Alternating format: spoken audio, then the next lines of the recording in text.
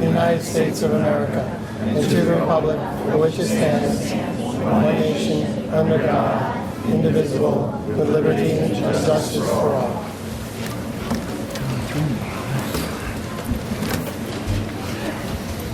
Okay. Good evening. It's great to see this place so full tonight. Okay. First item up is the approval of the agenda. Can I get a motion? Henry, second Tom. Any questions? Okay to vote. All in favor? 6-0 approved. The first order of business will be the swearing in of the ex officio student board member, Ms. Stephanie Searing. Stephanie, if you could please stand. Repeat after me. I, Stephanie Searing, I, Stephanie Searing, do solemnly swear do solemnly swear that I will support the Constitution of the United States, that I will support the Constitution support the Constitution of the United States and the Constitution of the State of New York, and the Constitution of the State of New York, and that I will faithfully discharge and I will faithfully discharge the duties of ex officio student board member. the duties of the ex officio student board member. Congratulations.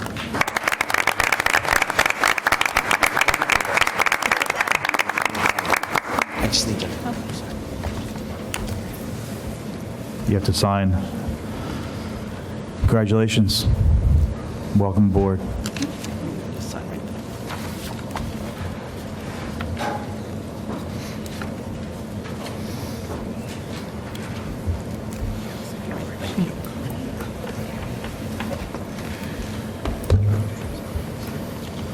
Okay, next up is the superintendent's report. Mr. Poole. Good evening, Mr. President, and thank you. Good evening, everyone. I have a couple of celebrations and recognitions. Two of our seniors now have an impressive addition to their high school resumes for participating this summer in the Congress of Future Medical Leaders at the University of Massachusetts Lowell. Madison King and Stephanie Searing were each honored with an Award of Excellence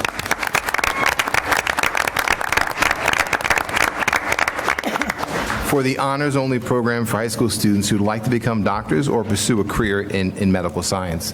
Another recognition to our AP scholars. 32 of our high school students have been recognized by the College Board as AP scholars. This designation is given in recognition of each student's demonstration of exceptional college-level achievement through performance on national AP exams.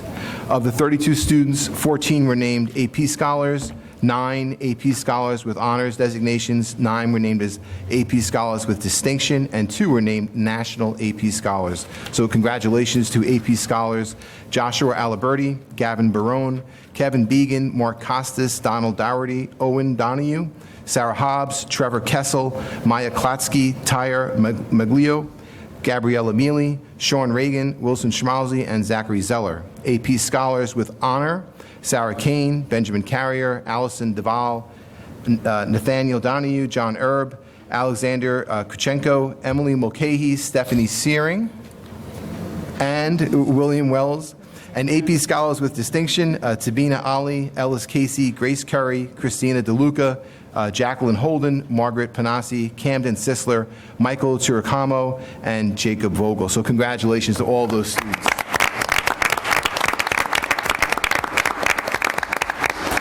In addition, I have 2 students to commend, 2 seniors, Jacqueline Holden and Wilson Schmalzi, for being named National Commended Students in the National Merit Scholarship Program, which is based on SAT scores.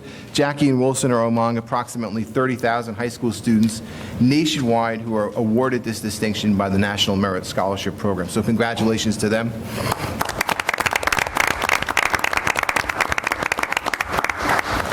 Have some celebrations in music as well. Congratulations to 6 Shoreham-Wading River High School students who were selected to represent the district at the New York State School Music Association All-State Winter Conference. Seniors Ray Colin and Nicolette Tingo, and juniors Daniel Julian and Mika Misawa will be among the finest musicians across New York State when they participate in this prestigious event. Ray was selected for the mixed choir as a baritone. Nicolette for a treble choir as an alto 1. Daniel Julian was selected for the jazz band on baritone sax. Also selected as an alternate for the jazz band on alto sax. Junior Mika Masawa was selected on violin for the string orchestra. All 4 students will perform at the All-State Concert in Kodak Hall at the Eastman School of Music. And finally, senior Sarah Kane was selected as a soprano alternate for both choral ensembles, and Ariana McMorris selected as an alto alternate for both choral ensembles. So congratulations to them.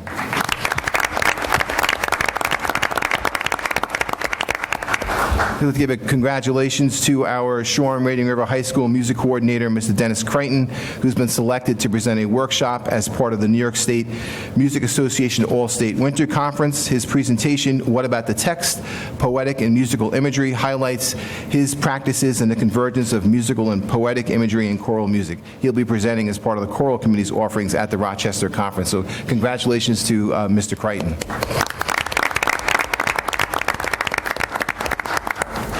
As you may have heard, on September 22nd, the Shoreham-Wading River High School received the highest national recognition there is for a school.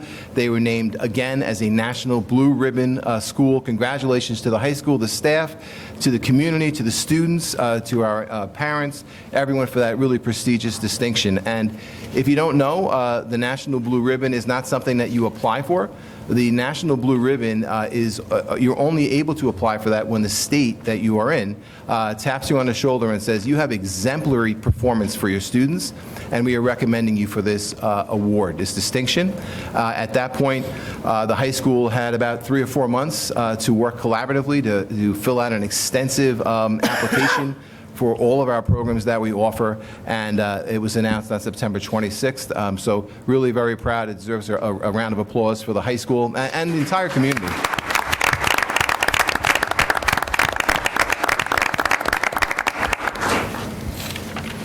So are we getting a blue ribbon like some other schools up nationally put on their buildings? We are going to get a few things for the high school. We will have a sort of a formal event once a team's going to go down to DC to accept the award, and when they come back, we will definitely formally have a event. We did receive some congratulations from Board of Regents members and some local politicians, so we look forward to having a celebration in their behalf for that. So. Just a note on vaccinations. I just encourage parents to check their email for a note from myself and my office on vaccinations. We know there were some changes over the summer that impacted families with religious exemptions, except the law impacts all of us. The timelines are tight, and we will be staying in communication with parents and families on those vaccination requirements, but it's important for all of us to gain an understanding and comply in order for enrollment to continue. I'd like to make a note, too, as well on high school Chromebooks. I know our high school students are waiting patiently for the high school Chromebooks. In the budget last year, we did put a budget line in for the Chromebooks. We are purchasing the Chromebooks through our partners in BOCES, which is a leasing program. It takes a little while. We started back in June. It takes a little while to get that through. Leasing the Chromebooks allows for a very regular budget impact, as opposed to spiking every 3 or 4 years in the budget, the cost of replacing the Chromebooks. So they're coming. I hear we're making some progress. I expect them to come into the school district mid-November, and shortly after that, once we get our everything organized and out, we should have them out hopefully by December 1st or very early in December. So I want to thank the students for their patience on that.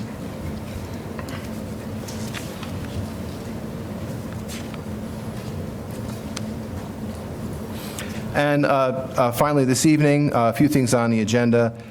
Tonight, we'll be accepting a donation of services from Dr. Jim Lockhart, who is a parent, a graduate, and a resident in the school district. Last year, we spent the year working on the strategic plan. This year, we're going to use all those outcomes and all those findings to revise our mission, vision, and value statements, which the last time that was done was 2009. And he'll be working with faculty and the community and all of us in helping us with that process. So thank Dr. Lockhart for his donation. This evening as well, the Board of Education will be adopting the voter-approved levy for the 2019-20 school year. That's the levy that was approved last May by the voters in the school district. Thank you, everybody. The resolution includes the apportionment of the levy between the residents in the Brookhaven side and the Riverhead side. That is not set by the school district. That is set by the Office of Real Tax Services. We need to do this for Brookhaven Town, so I just thought I'd give a little description of what that resolution was. And this evening as well, we have a couple of presentations. We have the external audit report, strategic planning goals, and student outcomes, as well as curriculum goals. And not to forget, we have a very important event tonight, the recognition and appreciation of our Board of Education. And that concludes my report. Thank you. Great, thank you. Okay, next up, opportunity for board members. Yeah. I'd just like to say I attended homecoming on Saturday, and it was great to see the community come out and support the football team and the school. It was a huge crowd. The weather was great. Unfortunately, we didn't get the win, but it was a great game, and it was great to see everyone out there. So I want to say to the high school and also the facility staff, it was a great event. So thank you. All right, next up is student and staff recognitions. Oh, statements from residents. I'm sorry. No. Okay. All right. Student and staff recognitions. First up is board trustees recognition, New York State School Board Association certificates. So as a member of the Board of Education, there is professional development requirements. They are some courses on fiscal matters and governance in year one. Once you complete those, you are really not under an obligation to continue your professional development. We are very fortunate here. Our Board of Education has continued their growth and development. Last year, many trustees earned a level 1 status from the New York State School Boards Association. This year, I'm really proud to share that we have 3 of our trustees who have earned a level 2 distinction for professional development. That means that you are attending workshops, summer law conferences, some of the conventions, and bringing back and learning more and more about how to take our district to the next step. So I'd like to congratulate Trustee Katie Anderson, Trustee Henry Perez, and Board President Mr. Michael Lewis for their efforts. And I do have a certificate from the New York State School Boards Association to present to them. Thank you. Mr. Lewis.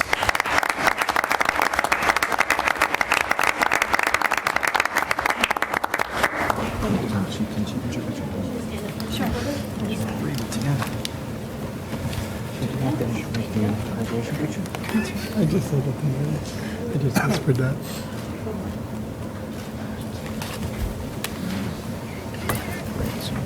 Thank you. This means I don't have to go to any more law conferences, right? Nope, there is a level 3 and a level 4. Good. That's for you guys over there. So Time to catch up. next week is School Board Appreciation Week. Of course, we don't have a board meeting next week. We open afterwards. So we are really recognizing School Board Appreciation Week this week. So it's a great opportunity to recognize and thank our Board of Education for their volunteer service to our students, school, and community. I did do a little math, and not to scare anyone away from being a trustee, but in an average year, a trustee critically reads over 10,000 pages of documents, attends over 120 hours of meetings, participates in 15 hours of professional development, and reads easily over 500 emails that are sent to the Board of Education. Our trustees' leadership and efforts have helped to create a shared vision for the future of the education of our students, have helped to set direction for the school district, provide accountability for student achievement results, critically help us developing a budget that aligns what the community hopes for in the school district with what that budget actually is, supporting a healthy district culture, and much, much more. I'd like to take a moment to thank the families of our trustees as well who share our trustees with us. Please stand if you are a family member of our trustees so we can show our gratitude.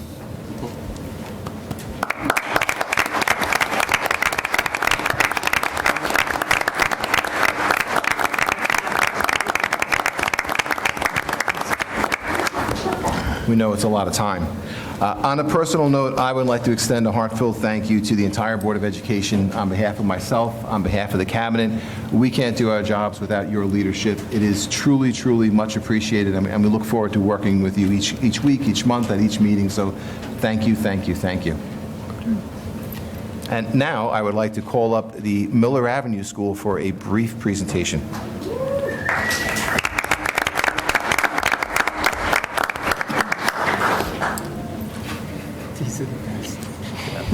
Thank you, Superintendent Poole, and to our Board of Education for allowing us tonight this opportunity. At Miller Avenue, we are very appreciative of your commitment to the Shoreham-Wading River School District. It truly is our honor to be here tonight to say thank you for your dedication and time for the community.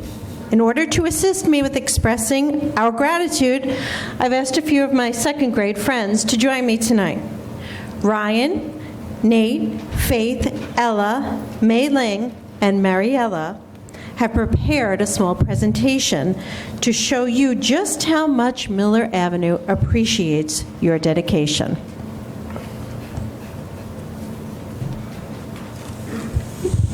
At Miller Avenue School, all students are encouraged to be bucket fillers. Did you know that everyone in the world has an imaginary bucket? When a person feels good, their bucket is filled. But when they feel bad, their bucket is empty.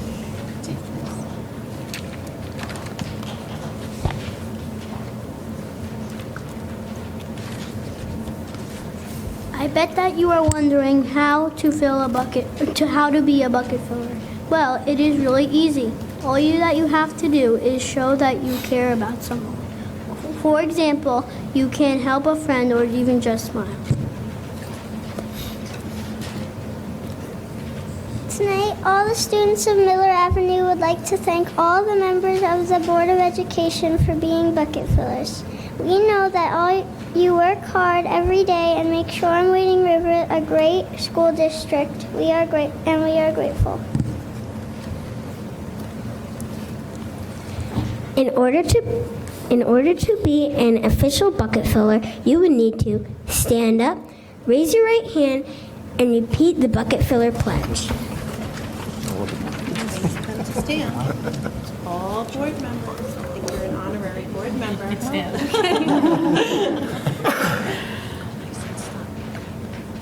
Please repeat after me. I promise to do my best every day to be a bucket filler, not to dip, and use my lid for myself and others. At home, at school, and everywhere I go.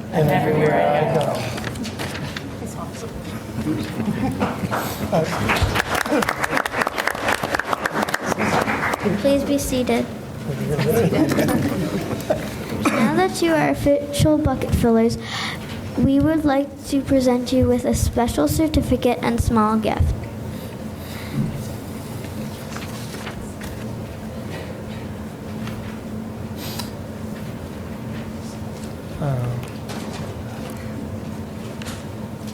Thank you. Hi, thank you very much. Thank you. I love it.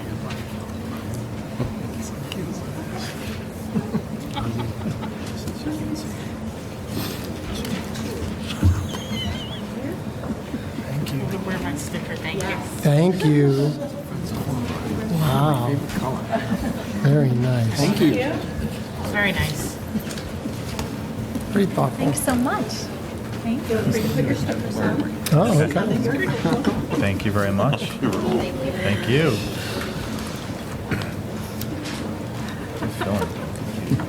That was nice. Thank you. Thank you. you.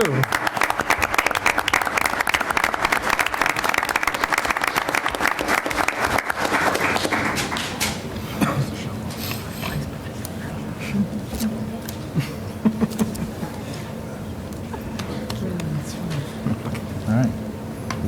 Who's next? Wading River School? Yeah.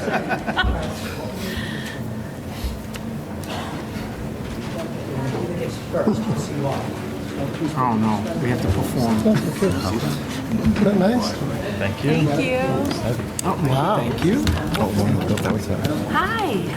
Thank you. Thank you. That's okay. Thank you. Thank you very much. Thank you. Inside? Look, don't look at it? Okay. You gotta look, okay. Thank you, Lily. Oh, look at this.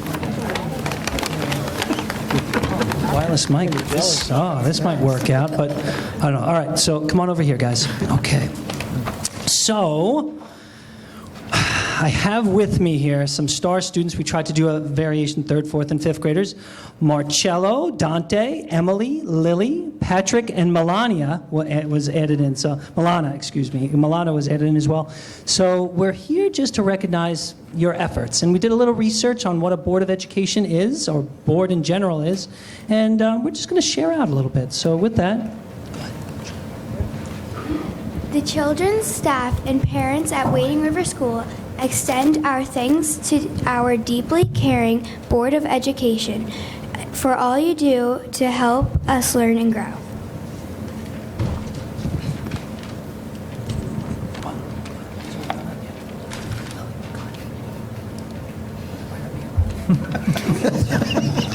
Talking about learning, we wanted to know where the word board came from.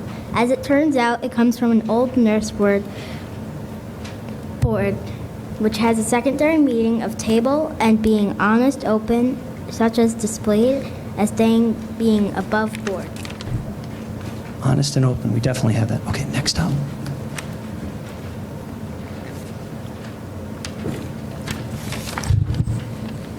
In the late 1500s, this meaning was transferred to the honest, good-hearted people who were a part of a leadership council, a tradition that you so willingly carry forward to this day. Since it's Board of Education Appreciation Week, or Caring, Open, Honest Volunteer Appreciation Week, we wanted to share with you a small token of our thanks. We are thankful that you added clubs back into our school, so in your bag you will find some club soda. We are thankful that you support our unique learning trips such as Philadelphia, the Bronx Zoo, Fire Island, and New York City.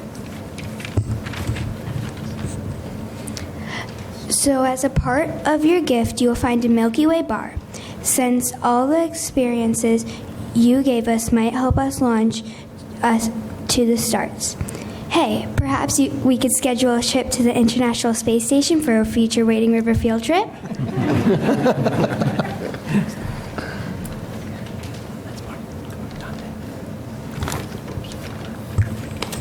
You promote healthy lunches in our cafeteria, so you will find an apple as a part of your gift.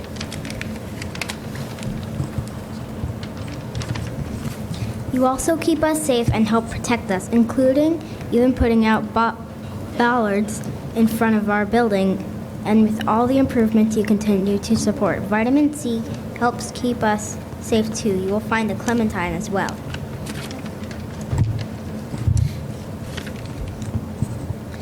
You give us opportunities to take a chance on us, hoping that we can make the world a better place than we found it. So we included a lottery ticket, so you can take a chance as well. Awesome. You help light the way for us with all the long hours and time you give. So we included glow sticks. You are deeply appreciated and are a model that we would all like to follow when we grow up.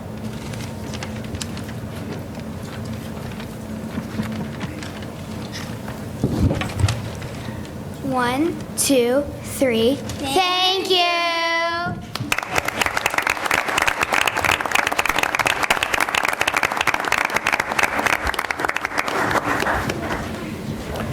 Prodell Middle School.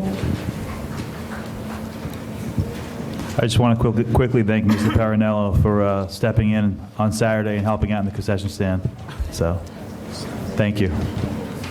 We had a big crowd, a big long line, but Lou helped us out there. Thank you very much, and appreciate the opportunity to speak with you briefly tonight. Just on behalf of the Prodell Middle School faculty and staff, I just wanted to thank you from the bottom of our hearts collectively for all that you do to support our community and our school, the late nights, and all the the meetings that you attend. So thank you. Deliberately left out the students, obviously, because they can say it much more eloquently and creatively than I can. So I'm going to introduce Mr. Wes Hoden.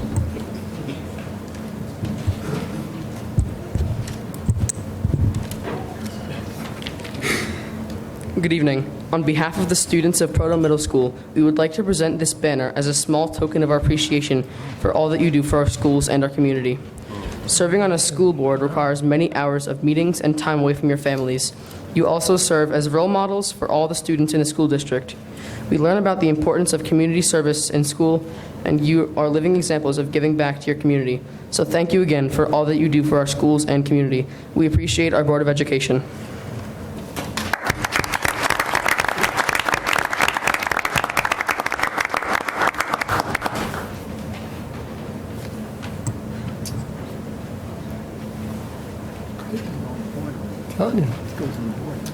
We have just wanted to briefly mention three of the students who worked on this project unfortunately could not be here. I did not see them come in at least, and that would be Michael Glass, Juliana Mahan, and Abby Metz. So we appreciate their efforts, even though they're not here tonight.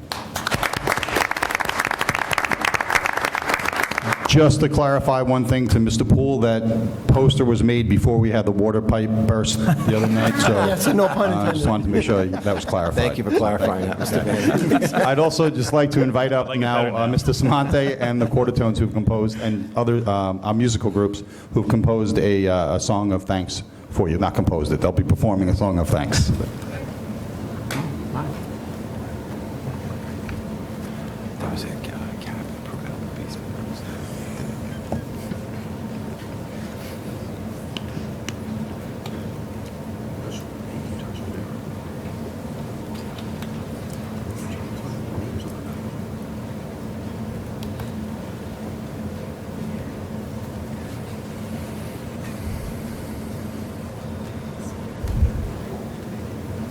It's still on. This is so exciting. I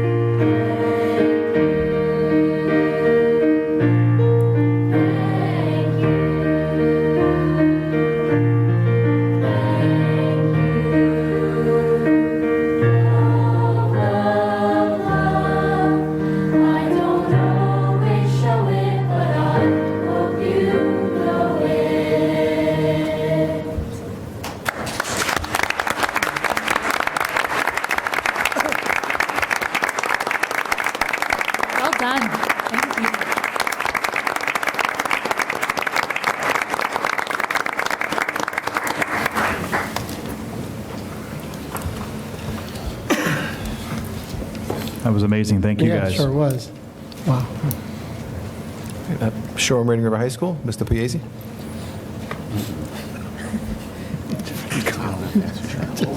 Such a hard act to follow. I don't know how I'm supposed to compete with One that. of these but- years, you're going to go first. Well, me, that's all right. I have the ultimate ace in the hole, and that's the 4 amazing students that are standing behind me right now.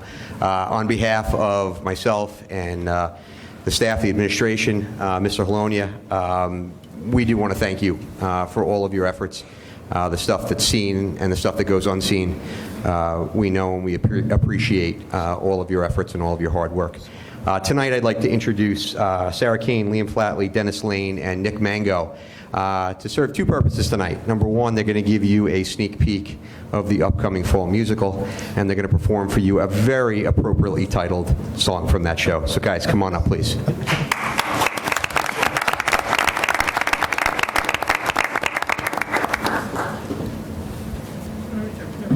Brother Buddy. There you go.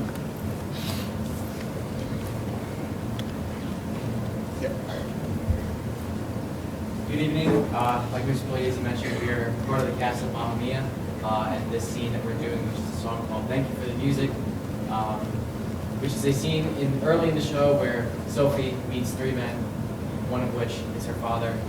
She does not know which one it is. We are all clueless at this point.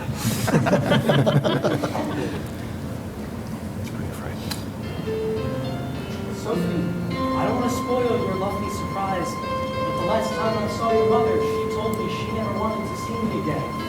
So if you're the one who sent the invitations, I'm still banned. That was years ago. I'm not here. Why? Because it's my wedding and I want so many friends.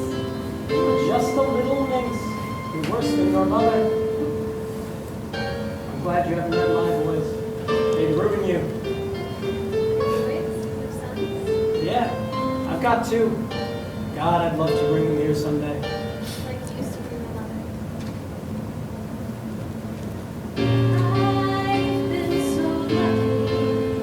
I'm the girl with golden hair. I'm singing out to everybody. What a joy, what a life, what a chance. Thank you for the music, the songs I'm singing. Thanks for all the joy they're bringing. Who can live without it? I ask in all honesty. What would life be without a song or dance? What are we? So I say thank you for the music, for giving it to me. So I say thank you for the music.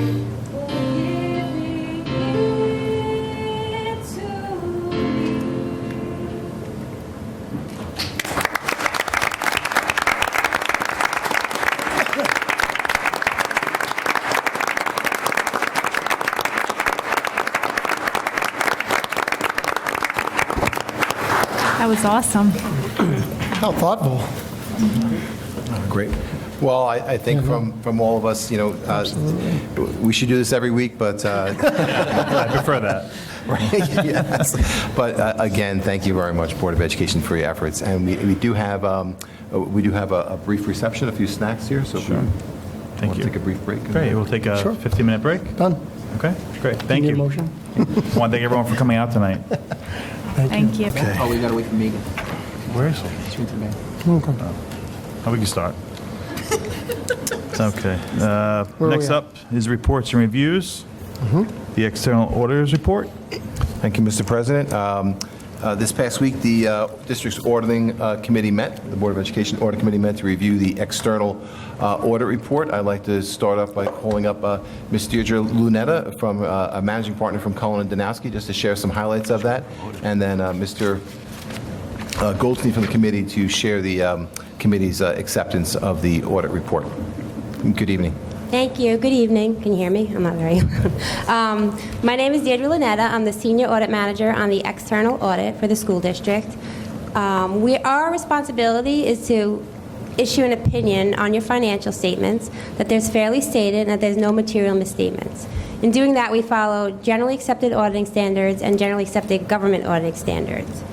The opinion that we issued is the best opinion that a school district can have. It's an unmodified opinion. That means that these financial statements can be relied upon and there are no material misstatements in them. We also, in following government audit standards, have to issue a report on internal controls over financial reporting and compliance with laws and regulations. I'm happy to report that the district had no material weaknesses, no significant deficiencies in internal controls over financial reporting, and no issues with compliance and laws and regulations. And that's a testament to how great your team is between the superintendent and Glenn, Faith. Like, they really run a tight ship and they really care and cooperative, and it was a nice, smooth audit. And so I want to thank them for that. They're one of my favorite clients. Also, you did not receive a management letter, which is also a big deal, because if you don't have a significant deficiency or material weakness, sometimes there's other matters that you report to the Board of Education that don't rise to that level, but areas for improvement. So for the second year in a row, I believe, or the third? Fourth? Third. Okay. The district did not receive a management letter. So overall, it was a wonderful audit. I want to thank everybody for their cooperation. Any questions? No? No? Good. Any questions? No? Thank you. Thank you. Thank you. Thank you, Glenn. I'd like to thank Mr. Goldstein for coming this evening and waiting. He did get a couple of free performances this evening. So welcome, Mr. Goldstein is a new member to the audit committee, and thank you for your volunteering your service to the school district. And he's here to share the acceptance of the findings from the committee. Yes, the audit. Thank you, Mr. Poole. The audit committee met on October 10th, and we sat through the presentation of our external auditors, which was very good. And I think the audit committee, I know the audit committee was pleased with our findings and very happy to hear how good Glenn and the school district handles our finances, which is a big testament to Mr. Poole and everybody. So that's it. Thank you. Thank you. I agree with that statement. Thank you, Mr. Carey. Mr. Goldstein? Yes. The audit committee accepted the results on October 10th, correct? Yes, the audit committee did happily accept our... Thank you very, very much. That was the one thing I had to say. Excuse me. Thank you. I would... Sorry. A little red. I know it's an agenda item later on, but I'd be remiss not to single out Faith Caglione, our assistant business manager, for all of her efforts in this process, working with Mr. Arcuri on that. And Mr. Arcuri, the chairperson of the audit committee is... Barbara Cullen. And how many years has... She has been sitting on the committee for every year since it started except the first. So it's over 20 years. Wow. She dedicates a lot of time to proofreading all documents provided by any audit firm. And she's extremely adept in all of the laws and governing standards that keep the auditors straight. We don't have to ask them any questions. She usually covers that for us. That's great. That's great. So that's great. Thank you. Thank you.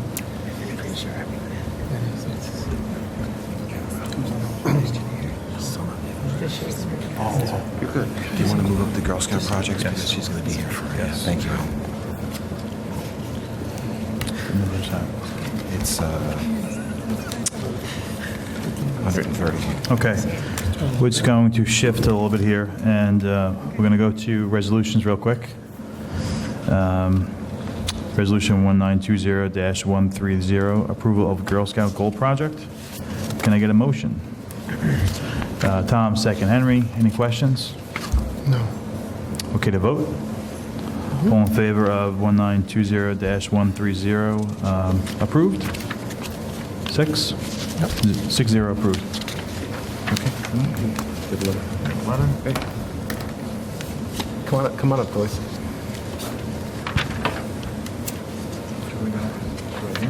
Yeah, she's coming this way. Okay.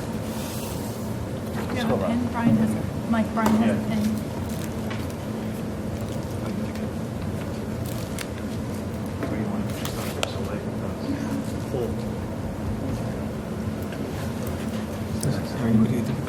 Oh, yes. Oh, she left. Doing everything.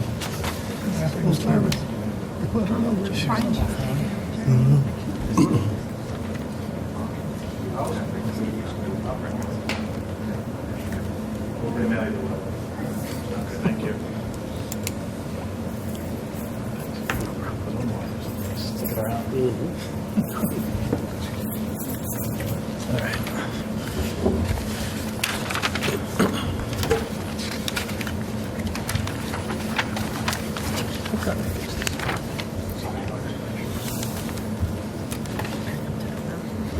Okay, next up is well, back to reports and reviews.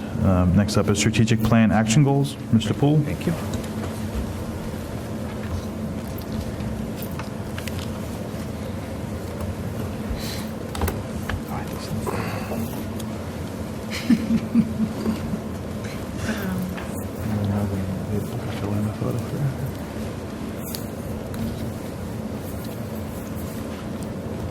Down is up, right? Down is forward. I got it down.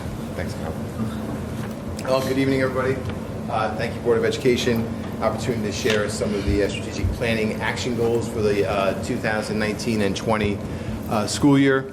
You may recall last year we spent most of the year developing a strategic plan for the school district through surveys, focus groups, Board of Education workshops, meetings, public presentations, and at the end of last school year, we adopted a strategic plan.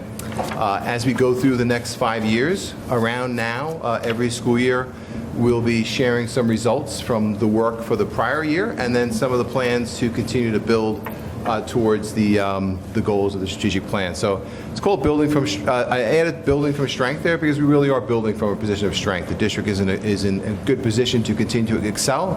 As noted tonight, our students are doing extremely well. Mr. Meinster will share a little bit later on tonight some of our student outcomes. And so you may recall some of the strategic planning themes, the pillars of that plan, centered around whole child programming, communication, graduation outcomes, high-quality programming, and engaging learning spaces for our students. Not too clear in there, but the strategic plan is on our webpage. There are outcomes associated with each of those areas, whether they are associated with positive survey results on the communication survey, whether it's increasing students' graduation outcomes, credits earned to 29, whether it's increasing advanced designation rates, advanced regents designations for our students. There are some accountability measures outlined on that, which are supported by some of the goals that I'll present tonight. So action plans. Goal 1, supporting the whole child. So some major work this year is a review and developing strategies to support the district's fine arts program. We'll be utilizing a fine arts consultant, looking to review and strengthen our fine arts course options. We know in the budget last year was our participation for our students in the New York State Arts Olympiads. We want to enhance student opportunities. The theater will have a 21st century AV equipment and program, so really training students and staff in how to utilize that to enhance the theater programs. And then a digital media lab. We are fortunate enough to have some Macs, 15 Macs in a high school lab this year with appropriate software, MIDI keyboards, cameras, video cameras. So really working this year to incorporate that into the fine arts program. Professional development for staff in student engagement strategies. One of our pushes this year will be to continue our use of learning walks and classroom walkthroughs administratively, and over the course of the year, look to bring our teachers into that practice, utilize our professional development time to build opportunities to strengthen our student engagement through productive group work strategies. And you may recall a few weeks back, our superintendent's conference day is dedicated to sort of some of that work this year. Foster certainly creates some opportunities for turnkey training, and then some of the work that the Curriculum Council will undertake is what are some innovative and physical spaces in the classroom that might further promote student engagement. Extracurricular offerings, I think We have an amazing wealth of extracurricular offerings in the school district, whether it's athletics, whether it is the theater programs, whether it's music, high school, middle school. We've added them to the elementary building. So this year we want to support the implementation of all those new clubs this year. We want to conduct an analysis of the extracurricular offerings, student enrollment, participation. For that, we want to raise awareness in our students about clubs and their impact on the positive impact it can have on their lives and on the college application process. And we want to get a handle and a good sense of how that's operating and functioning to look for ways to strengthen that moving forward. Response to intervention program. We've had the RTI plan at the elementary level in place for 2 years. It's definitely it's a 2-year review and renewal. So there'll be a committee working on reviewing the outcomes and results of the RTI plan. I'm sure they'll be back here to the board to share some of those findings at a separate meeting. And then another is the secondary extra help, AIS, the intervention program at the secondary level. And that work's already underway. Committee's been working, considering that. So those are 2 areas to improve support services for students this year. We want to be part of the strategic plan is to annually survey parents for different program areas. One of those areas related to that will be to survey students on extracurricular programming in the school district. You may recall a few years back for English, there was a survey for students, and as a result, a couple of new electives came to fruition in the high school. So surveying students, maybe 5th grade, the middle school, the high school, to find out some of their interests as we start to think about the future. Enhancing graduation outcomes. Last year, a district committee spent the year developing a new district guidance plan. One of the key parts of that guidance plan was more FaceTime and one-to-one meetings with students, so we want to make sure that we've implemented that and have that in place. That guidance team will work across the school year to monitor the progress of that implementation and meet a couple times across the school year to make sure that we're meeting those goals and objectives of the comprehensive guidance plan. There are, as I noted earlier today, all of the AP scholars and those opportunities. There are a lot of opportunities in the high school for college-level coursework through the AP program. There are some concurrent college courses at the high school. We want to take some time to take a look at that. One of the one of the goals of strategic planning is to have a goal that all students have a college-level experience in high school in getting ready for college. I do hear of many students graduating. We have many students graduating with 15, 18, 21, 24 college credits.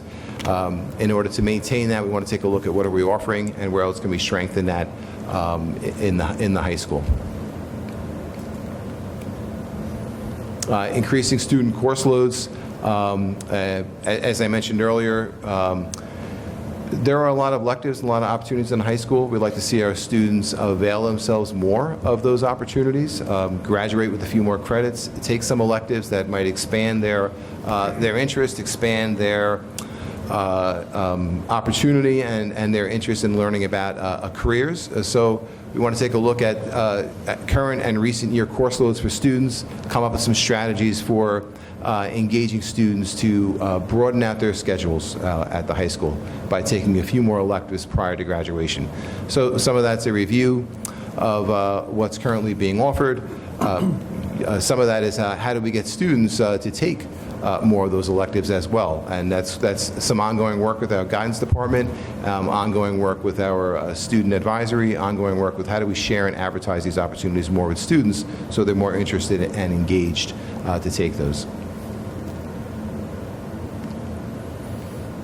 Continuing to provide access for students to career and technical education pathways. I know Mr. Meister is going to share later. We should be very proud of the percentage of students that are graduating with career tech ed credentials. It may sound like a low number, 7%, but that's probably double New York State's percentage of students graduating with career tech ed endorsements. We have a full menu of opportunities for students through BOCES with busing there. So we want to make sure that we're maintaining those opportunities for students. The world languages, so across the school year, We were able to put in the budget last year at 2 of the elementaries a really pretty expansive and incredible PA system. So we'll be exploring virtual field trips to increase exposure to world languages. The 6th grade has a exposure program, so we want to take a look at what's in that curriculum, how are we offering that for students, how do we drive more interest in the world languages. The AP Spanish class has been heading, the Spanish at the high school has been headed towards an AP program, so we want to make sure that we continue that work and get that to an AP class at the high school. Working with the Curriculum Council, a multi-year world language plan, so incorporating some surveys for students in grade 5 through 12 to find some world language interest. I think, in the survey and in the focus groups in the high school, we want to make sure certainly world language was an area of interest and an area really to strengthen. I think we know that French in the school district, the enrollment in French has sort of gone down over time. We don't want to lose French, so we want to strengthen French and see what else we can do to strengthen the world language offerings for students. And part of that's a really review of our enrollment trends in the school district. Maintaining high quality programming. I know as a district we spent some time considering athletic programs across the past couple of years where, and the board's aware of times where athletic teams didn't have the right number of students maybe to run. We've had to do some thinking about whether kids can move up or whether we're collapsing sections or that. So the athletic director, Mr. Passamani, will be leading a committee this year. Take a look at enrollment trends, take a look at future enrollment, take a look at districts experiencing declining enrollment, and come up with a document that can guide us into the future for our athletic program so that we can maintain the success and the opportunities that we have for students into the future. Maintaining high-quality programs. Again, I mentioned the Chromebooks and the leasing opportunity as preventing spikes in the budget to maintain that. So this year we really want to support that one-to-one Chromebook initiative at the high school. And then the District Technology Committee, much like the athletic program, is going to take some time to think about what are all the devices that we have in the school district, how are they supporting curriculum, how are the Chromebooks maybe changing how things are presented in the classroom, and what's a multi-year plan for the fiscal and curriculum sustainability of all of the devices in the school district as they support instruction and the management of the school district.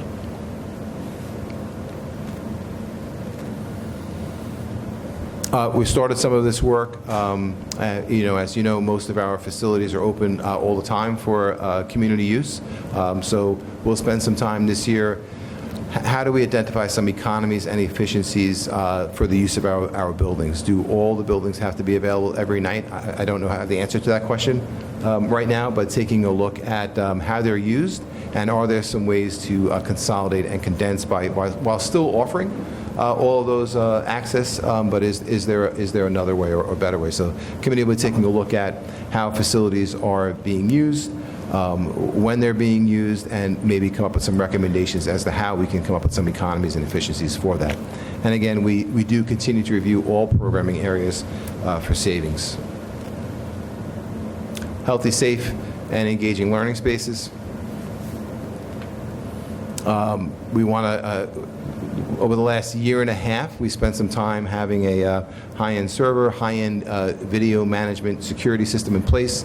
We are completing the installation of that system this year, training all staff to optimize the use of that in the school district for safety and security. And as a result of that, really take some time to review our video surveillance practices if they have any policy implications.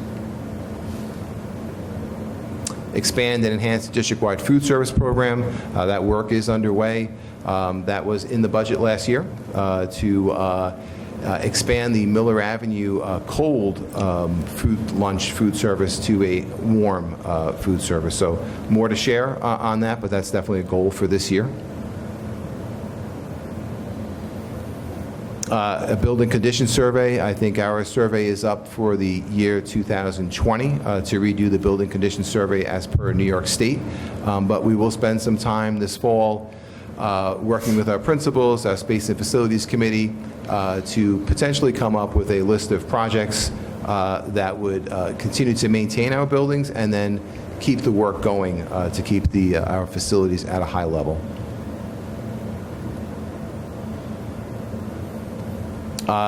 Continue to review district security practices. A few weeks ago, I gave a security presentation update. There's a lot in there, but one thing new this year is implementing a bus video monitoring system. That is, I want to say, 95% installed in the school district, so that is underway. I mentioned this earlier. Taking a look at innovative seating in the classrooms that better engages or better supports productive group work. So instead of desks and rows, what is out there right now, 21st century classroom design that better supports today's learner and allows for other structures and other learning styles in the classroom. So the goal will be to identify, through the Curriculum Council, identify a few options and perhaps go up with a pilot proposal for the 2021 school year. Communication. Establish a district app to strengthen information access. So that is underway as well. We have identified a district app. We're halfway through getting that in place. Kind of excited about that. Be a great tool for everything Shoreham. The slogan will be everything Shoreham-Wading River in your pocket.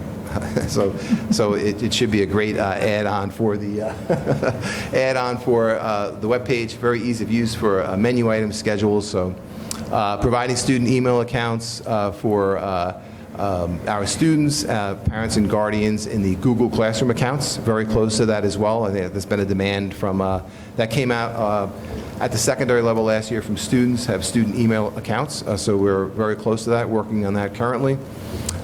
Conduct annual reviews to maintain the district website. Certainly we'll be working with our directors. There is a goal to add content to the webpage to better support parents.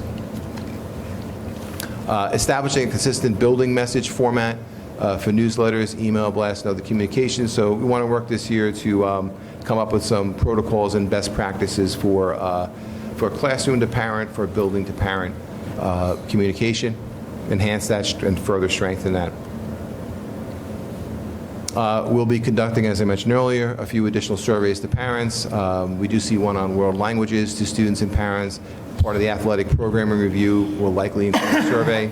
I mentioned extracurricular survey out to the community as well.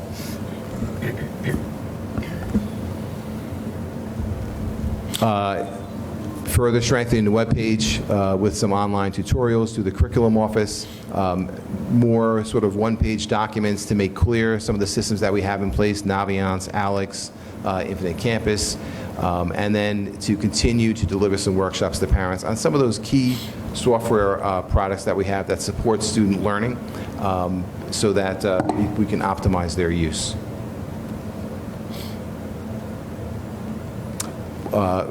Continuing communication strategies. We'll be identifying this year some professional development in communication with all stakeholders for everyone in the school district. And I don't want anybody to think that the survey responses were low on that. We're 80% positive on that, but there's some room for growth for that. So we'll be taking a look at what are some resources out there that we can learn from to strengthen our communication strategies across the school district. Falling underneath that is some goals this year to strengthen particularly our communication with parents, with students, with individualized education plans. Certainly a group of parents that we can't communicate with enough, so we're working across the school year to increase the frequency and the quality of that communication.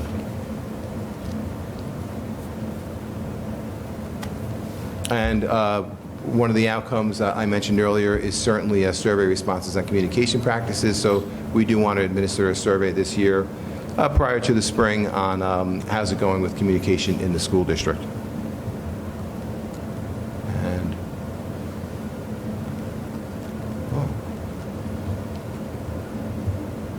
so come back to building from strength.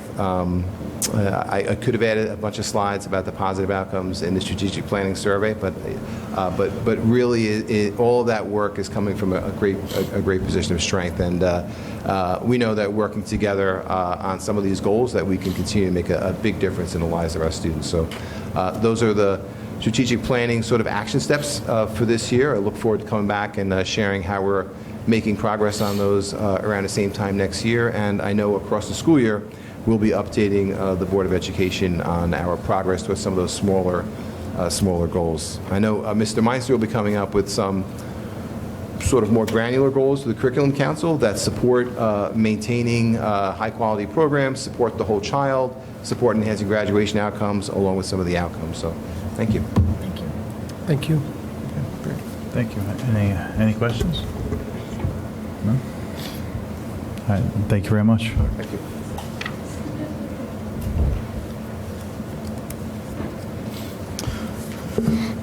Okay, next up is the 2018-2019 student outcomes and current goals. Mr. Meister.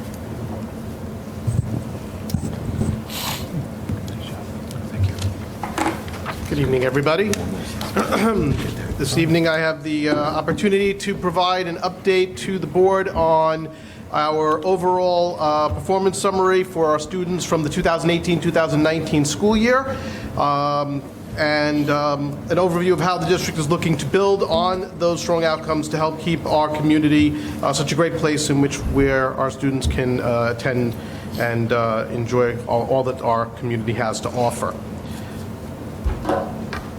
Okay, so within this report that I'm going to provide, I'm going to start off by giving a review over our 3 through 8 ELA and math results, move on to the 4 through 8 science results. We'll take a look at how our students performed on our instructional diagnostics, and then look at our Regents exam results, followed by our more advanced studies in the advanced placement results, and then finally how that translates into our graduation outcomes. So starting with our 3 through 8 ELA and math, one of the things, of course, that is always been a factor influencing the overall validity of some of the data here is that we do continue to see very high opt-out rates across 3 through 8. We did see a decrease in those rates, though, from approximately 80% of students opting out in 2017-18 to now 77% this past school year. That represents approximately 30 to 35 students that actually participate in the assessments each year in each grade level. In looking at the ELA and math comparisons for our grade 3 through 8, comparing the percentage of students that did take the assessment that were proficient, scored a level 3 or 4, in 2018 to 2019, what you notice is that there is pretty much a very small, limited change in that performance overall.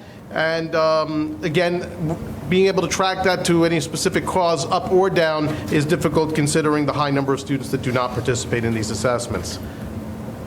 Taking a look grade by grade at the ELA comparison of our student performance to those of students in New York State, what you'll notice is that for all of the 6 different grade levels in which the ELA is assigned, for the students in our district that did participate, we did outperform the state in every single grade level that is offered.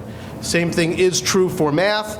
The reason why grade 8 is not on here is that the vast majority of our grade 8 students actually take Algebra 1 in 8th grade, so therefore the population that took grade 8, there's no comparison to be made. So the key findings, basically summarizing the 3 through 8 ELA and math, is that the high number of opt-outs continue to limit the use of these measures for us to inform our curriculum instruction needs, but that overall our student performance does still continue to exceed New York State averages. Moving on to science. Year-to-year comparison, we run into the same basic issues with science. We do have a high opt-out percentage. In 4th grade, however, students do continue to perform as they did even when we were having larger numbers of students taking these assessments, performing very well on this measure. Of the students that did take the 2019 Science State Assessment, all 4th graders that took it passed and got a proficient score or better. For grade 8, the little star and the little caret there just represent the fact that for 8th grade, because we have a large number of students in 8th grade that do take the Earth Science Regents and therefore do not take the 8th grade science assessment, combined with low numbers of the other students that do actually participate, you'll notice that only 15 students took part in the assessment in 2018 and only 10 this past school year. So one of the notes that I just want to make about the Science State Assessment is that there is a change coming for the New York State Science Assessment. The 4th grade Science Assessment, this year's 4th grade is the last 4th grade that will be taking a 4th grade Science Assessment. the state is moving the assessment to 5th grade starting in 2022. So our current 3rd graders will not take their intermediate level science assessment until they are 5th graders in 2 years. So the spring of 2021 will be an off year for science state assessment. There won't be one. The 2022 5th grade science state assessment will be based on the New York State Next Generation standards, so they will be realigned to match the new standards that the state has put out. And that gives a couple of years for everybody to adjust any of the instruction to match the standards, although we have been doing that work and are well underway with that and have been for the last couple of years. Again, key findings: high opt-out rate for both grades, and about 80 students in each of our 8th grade cohorts take earth science regions instead of the 8th grade assessment. Moving on to the instructional diagnostics, just as a quick reminder, we use iReady as our reading instructional diagnostic for literacy in grades K through 8 and in math grades K through 2.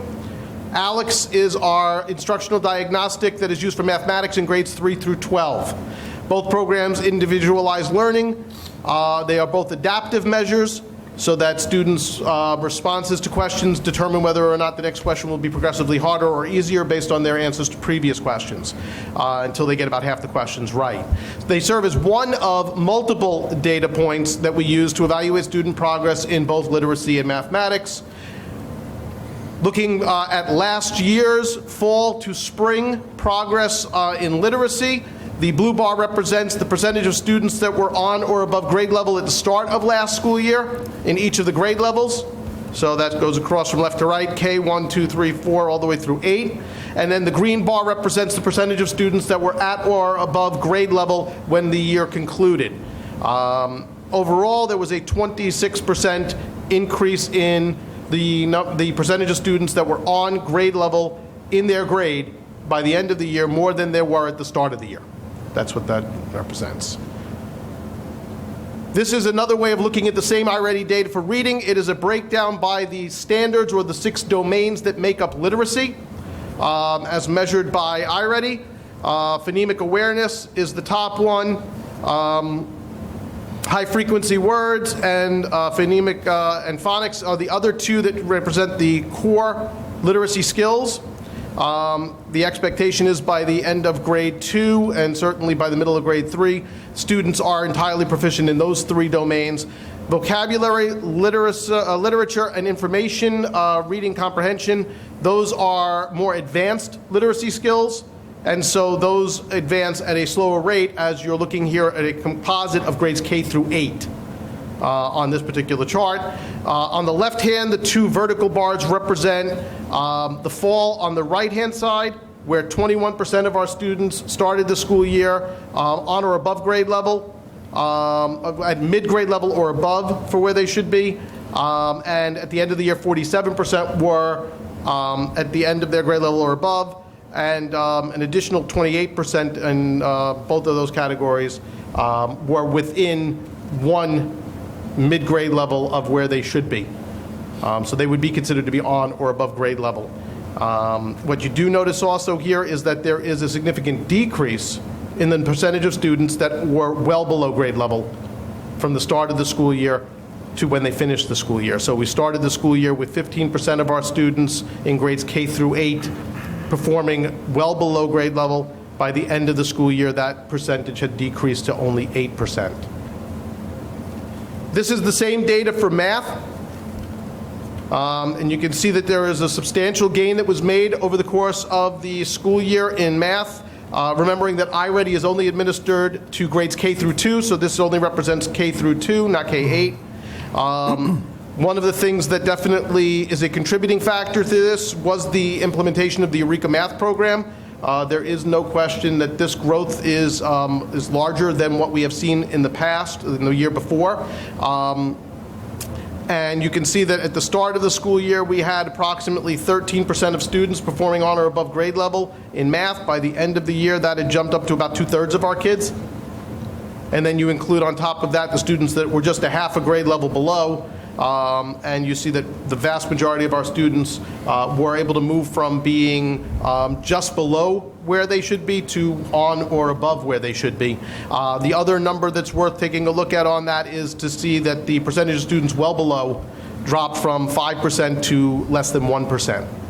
Obviously, those are encouraging numbers and ones that we hope to be able to build upon. What you'll see on the right side are the 4 domains that make up mathematics instruction, numbers and operation, algebra, geometry, and I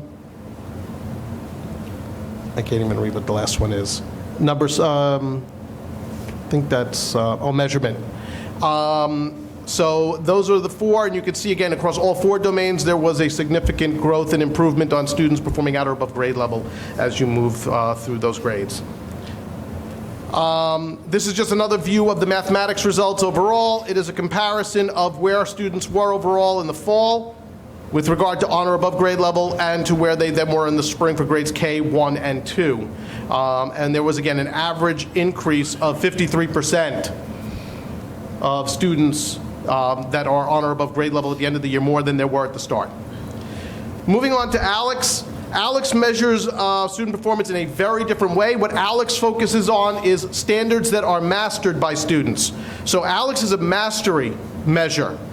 Very important to note that distinction, because when you look at the percentages there and you see that in some of those grade levels you're talking about the end of the year students mastering 30 to 40 to 50%. That would correlate to students that would be getting mastery on the corresponding course assessment, a level 4 for a grade 3 through 8 assessment, or an 85 or better on a Regents exam. And what you can see is actually these numbers correlate quite well, actually are a little bit higher than the corresponding percentages of mastery that we see in our students when they take the Regents exams for the 3 Regents courses that are included in there. The ones that have the asterisks next to them are the 3 that actually correlate with Regents exams that we give. One of the things that I would like to point out in this data that is something that we took a look at is, if you'll notice, the percentage of standards mastered in grades 3, 4, and 5, the grades in which Eureka Math was implemented for its second year, clearly represent a significant impact that that program is starting to have on students by looking at what percentage of standards they've mastered at the end of the year. It is our expectation now that as students that have been exposed to Eureka during the elementary grades begin to move into middle school now, that will translate. It's not that it's because of Eureka directly, but it's the practices that they are learning and picking up from Eureka and the way in which we've adapted to meet the new next generation math standards that we anticipate to see starting to impact more and more the middle school as those students move through those grades. The other thing I'd like to point out on this particular chart is how the average hours that are in the system impact the gains that students are making. The only course in which students, as a part of the design of the course, are required to spend some time working in their ALEX pathway, in other words, specific lessons that are tailored to where they are performing, is our college math program. So college math, it is an ALEX-based course because ALEX actually aligns with the AccuPlacer assessment, which is what most colleges use to determine student placement for math upon entry into college. So we designed a course here that we enrolled students that had been struggling in math to give them specific tailored instruction aligned to the kind of content that they will encounter on their AccuPlacer exam, to give them the best chance to be able to perform well enough that they will not have to take remedial math when they enter college, have to take a 3-credit course that doesn't even count toward their GPA, and basically have to waste a semester in math just to get back on college level work for their second semester. So what you'll notice is in that class, there is a gain there of 26% in mastered standards from the start of the year to the end. And if you notice in the hours in the system, how much time the students actually spent, and that is over the course of the full school year. So we're not talking about in a short period of time. So just 35 hours over the year, and you can see just how much of an average gain in mastered standards you see compared to the other courses at the secondary level where students are not spending as much time in their pathway. I'm not trying to draw any conclusions that say that we should be making any recommendations that way, but there is a clear correlation between the amount of time that students use the ALEX system to help support what is taking place in the classroom and the percentage gain that they make in their standards mastered in a course. So moving on to some key findings, we see that 73% of students entered their 18-19 school year on grade level as measured through iReady, up from 49% at the start of the school year. The percentage of students performing well below dropped from 15 to 8.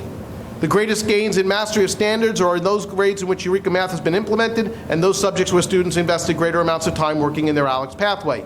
And that these measures, while they provide valuable data on where gaps in student performance exist, they are one measure, but we do use that to help support professional development sessions, to inform discussions and professional dialogue between faculty and staff, between department heads and staff at faculty and department meetings, and to support further strengthening where we can target math and reading outcome improvement.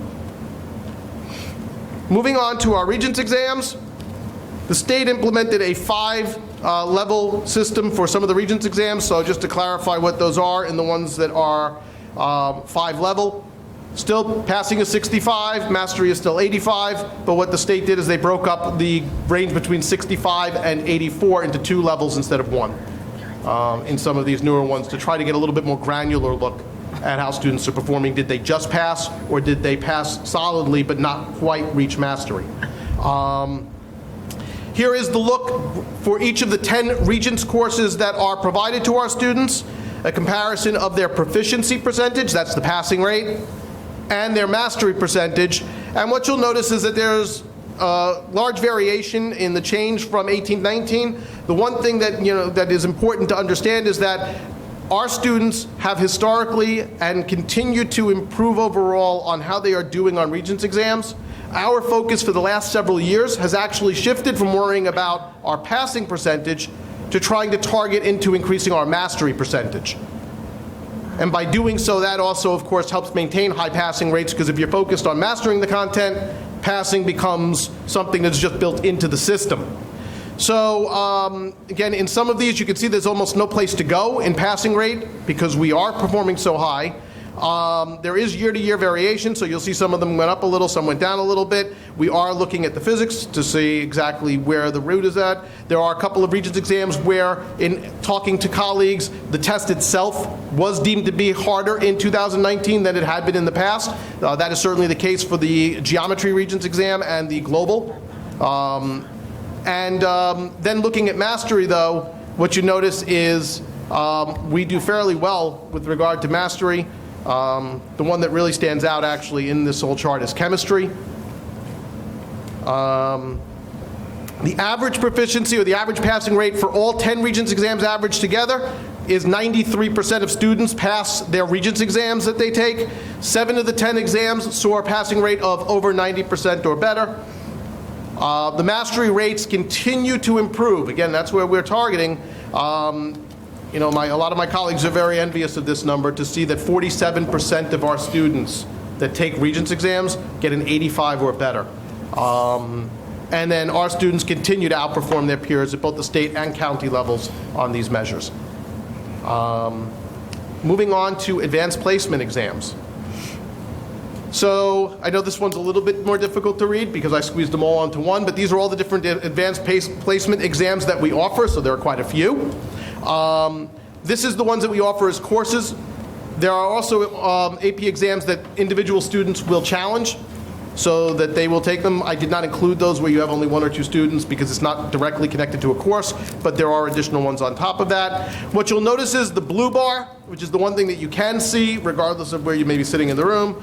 The blue bars across the exams for almost all of these, you can see, are well above the other 2 bars, which represent the New York State averages and the national and global averages from College Board for each of those assessments. Bottom line is our students do extremely well on these measures.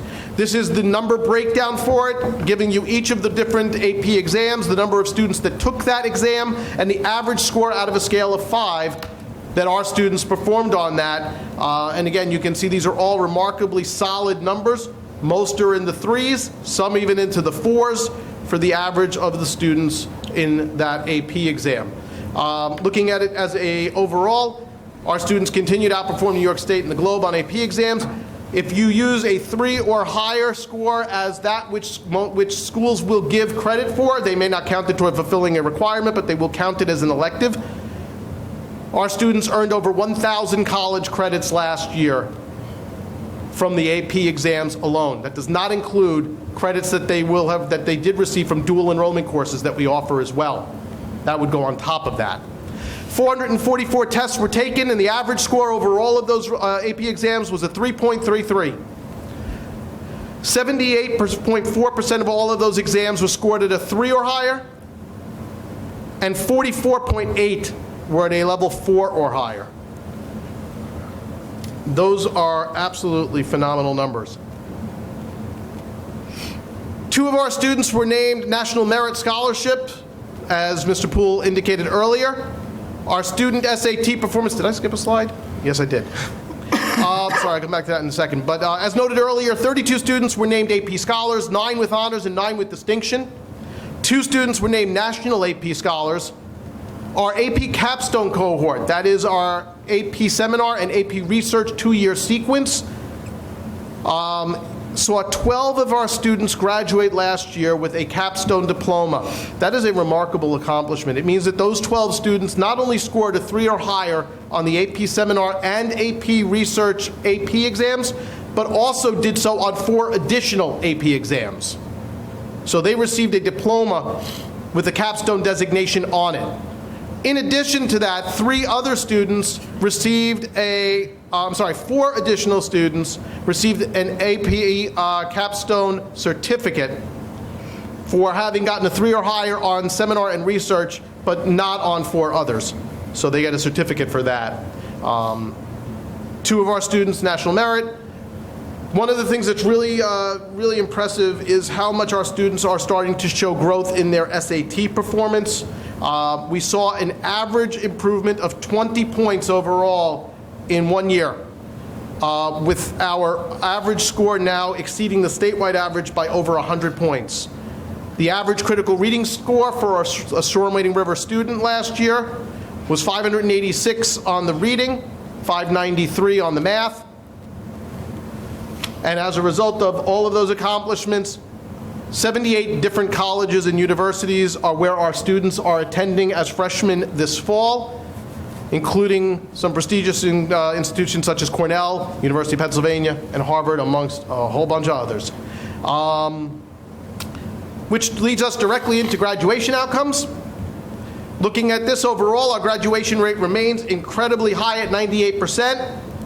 4% of our students received a local diploma last June, 22% a Regents diploma, 61% a Regents diploma with advanced designation, 11% a Regents diploma with advanced designation and high honors, meaning that they had a 90 or better on every Regents exam that they took. The 61% and 11% get combined because they are both advanced designation, meaning that our advanced designation percentage has increased to 72%. To give you an idea, 5 years ago it was 49. We have grown every single year in the percentage of students getting a Regents diploma with advanced designation or better. And that is a trend that we intend to continue. 7%, as Mr. Poole alluded to earlier, which is well above the state average, also graduated with a Regents diploma that had a career and technical education endorsement on it, meaning that they successfully completed a CTE pathway in addition to meeting all of the New York State requirements for graduation. As far as post-secondary plans, 68% of our graduates are attending a 4-year college, 25% a 2-year college, with the remaining 7% indicating they are going into employment, directly into the workforce, or the military. So again, as I had indicated before, the percentage of students graduating with advanced designation is now 23% higher than it was just 5 years ago. And again, 93% of our graduates will be attending some form of college this year, whether it's a 4-year or a 2-year institution.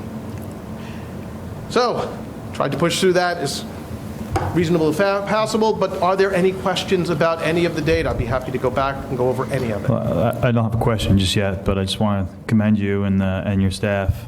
I know we talk about facilities and we talk about arts and athletics and security, but I think this is one of the most impressive presentations we look at every year, and to see these outcomes, and the performance is, in my opinion, very amazing. So I want to thank you and your staff. So It is a full team effort, and thank you very much. Appreciate it. any questions? Yes, I do. To your point, I do echo. I thought you had a question. Do you have a question? Okay, I'm sorry. Oh, yeah, no, I do echo Mr. Lewis's thoughts as well, Alan, for you and the team. Going back, if I think about the iReady, you showed, I think it was K through 8 by grade. What is your thoughts? Do we have the same data by grade if we backed up to, I want to think about this. I think for Alex, from 3 through 12, I think you gave an overall score, it looked like, for all the student assessments. So there's so there's the Alex. Right. Do you have iReady for the same? No, it's K through 2, but iReady for literacy by grade, is that what it is right there? Yep. Okay. Here it's given by, and again, because both systems measure very differently how they evaluate students. So iReady does it by giving you a grade level performance. So are you mid first grade? Are you high? Are you late second grade? What's your grade level based on your performance on the diagnostic? Whereas Alex works on what percentage of standards did you master for the course that you're enrolled in. Okay, so it was Alex. So let me ask you this. So I'll have you move to Alex for a moment. So I think as a concern, I'm sure you feel the same way, the middle school still seems to me to have some areas that, if I look at those numbers, although the average hours in system, the scores are still not there in that middle school in terms of, so Alex again is mastery from math, right? Is that Correct. right? Okay. So I'd love to see what we're going to continue to do in that middle school, because those grades, what's ironic is though, the kids who are graduating based on the graduation rates and their scores and the proficiency in Regents diplomas and whatnot doesn't correlate to what's happening in the middle school. So you'd think that the kids that are coming up through the program, I think you know where I'm going, is they're able to still graduate with proficiency in math, which includes algebra, geometry, so on and so forth, so in order for them to get a Regents designation, but yet at the middle school our scores are still low. So do you think Alex is truly positioned against our programs today, our curriculum, or do you think it's just a one-off that we're seeing this? Well, there's a couple of different factors in here, and again, and that was why it's important to remember that this goes by standards mastered and not proficient standards. So for you to be counted as having mastered a standard, you have to have demonstrated that you are able to answer just about any question on that standard to be able to be deemed having mastered it. So this is not a proficient bar when you look at this, and that's something that is really important to understand, so what we're saying is at the end of the year, students in 6th, 7th, and 8th grade, well, our 6th grade students are mastering 50% of the standards, which actually is, if you notice, higher than what they're mastering in algebra, geometry, and algebra 2. So a 50% mastery rate is actually a pretty impressive number. When we look, for example, at the Regents exams, what we're comparing them to, it's the mastery column that you would want to correlate with Alex, not the proficiency column. So if you look and you notice 50% is actually a reasonably high. If you look at the 3 math in there, Algebra 1, 31% mastered the Algebra 1 Regents last year, which is a 9% increase from the year before. That's what I'm saying. I don't think it correlates. That's what I'm saying. So if you go back to the other results, my concern is you're dropping off as you're going up in grades. The mastery is dropping down. It does rebound for college math, but you're sort of on a downtrend from the middle school forward. So I was trying to figure out how that correlates to Regents. It's curious, because I recall when we went to the Princeton plan, one of the biggest things was the math was now, instead of being taught differently in potentially the 2 different schools, now we were aligning the curriculum for each grade level. And it's interesting because my son's in 5th grade, which was the first year of the Princeton plan, so I'm just curious if those scores are also where we're more aligned with the math. It's funny, I hadn't even given that consideration, but that is certainly a factor that we're going to take a look at. Your point is well taken, Tom, and actually that's why our focus is shifting to mastery of standards, because this is where we really want to be able to see, if you're looking at proficiency of standards alone, our students do so well that you're not going to learn a lot about where any gaps might be. It's this kind of data that allows us to be able to then break it down and say, okay, if they're mastering 50%, from the other 50%, where are the gaps? Where are the problems? And then we can kind of teach into those. You do bring up another very important point, though. Alex creates these courses based on what a typical 6th grade, 7th grade, and 8th grade math program and curriculum look like. They don't, it's a national product. It's not a Shoreham-Wading River product. So as a result, yes, there are definitely standards in each of these courses that are not part of our curriculum. And so yes, there will certainly be, and you can break it down by each of the different topics. There's a report that can be run where you can see how our students perform, not as mastery of the course, but as mastery of a component of the course. So for example, it can be a statistics unit in algebra, and those standards are separated from the course, and you can see how students do on that. And if that particular standard is not in our 6th grade course, let's say it's in our 7th grade course, then yes, the expectation would be that at the end of the year, the percentage of standards mastered in that particular standard is not going to grow very much because it wasn't taught. And that should obviously not be carried out against us, our performance. This does generalize to the entire course. So you're right, built into this is a lowering that comes from the fact that Alex is not entire line. Now, when we look at it and we have our discussions in department meetings, that's exactly what we look at. So we will actually provide the teachers with the reports broken down by the different topics that are covered in a course, and obviously only focus on the ones that are part of the course that we're teaching. So we'll take a look and see, well, how did students grow or not grow on the topics that are in 6th grade? Yeah, I think we're kind of saying the same thing in the sense that I just would love to hear from you with the curriculum development this year and the curriculum committee and whatnot, what we're doing in terms of how we're either applying what Alex does and features back down to the students, or if we've just decided that 50% of the benchmark is not relevant. So when I'm looking at a 50 score as being the year end, it's really 100 in our heads because it doesn't match our curriculum. It is not 100%. Which I There's think room we in both there for agree. I growth, think we and that both is agree. what we are working on. Okay. So actually, I will bring that to curriculum development.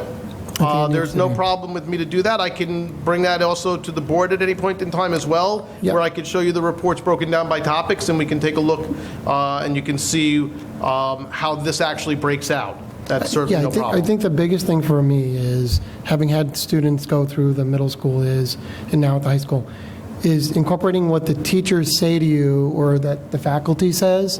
When you think about how they see the Alex applying to their ability in classroom or outside of classroom, does it really give the foundational support that we believe is necessary to bring the students up? That would be my 2 cents as I think about it. Because you definitely, with our math program, we should be very proud of what's happening at the elementary level, because whether the product is 100% aligned or not, those are pretty impressive. Again, would love their feedback. But again, as you look forward, as you go through 6 down, I'd love to understand how it matches up and marries to the curriculum program today. And conversely, how do we see either enhancing that or not? Potentially, that's all, Alan. Absolutely. Because obviously the state measures are not relevant whatsoever in our district. Too low take rate, it's not relevant to us at all. But I know you're working very hard at trying to figure out what are the right standards. I like what you're doing on the Regents program with going for mastery, and then obviously the resulting score becomes just a good score by going for mastery. This thing is still a puzzle for me in terms of how we apply it into our district. That's all. No Thanks problem. for letting me share that. Can you speak to the percentage of standards that are not aligned to the coursework in Alex? Don't take notes. Can you estimate that? Each course is completely different. Most of the standards do align because a typical math program in 6th grade is what most districts do teach. It's a high percentage. What we have, it is a high percentage correlation, and that's why I'm saying it's not like the 50% represent the 50% that we teach.